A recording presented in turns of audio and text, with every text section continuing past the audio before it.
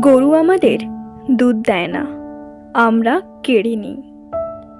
গাধাও মোট বয় না, ধোপারা এককালে বয়তো জোর করে। হিসেব মতো সিংহেও দুধ দেয়, সিংহও ওজন বইতে সক্ষম। কিন্তু সিংহকে দিয়ে ওসব করানো মানুষের অকাতের বাইরে। এই জন্য একটু বোকা আর ভালো মানুষদের গরু কিংবা গাধার সাথে তুলনা করা হয়। এই দুটো প্রাণীর নামে কোনো মানুষকে ডাকা মানে সেটা অপমান করা। কিন্তু কাউকে সিংহ বললে সে উল্টে গর্ববোধ করবে।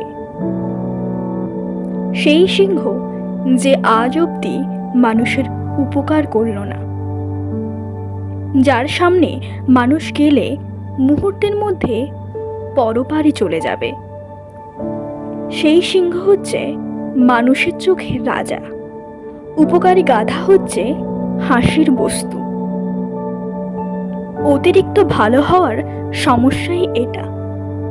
অতিরিক্ত ভালো মানুষরা কারোর কাছে গুরুত্ব পায় না।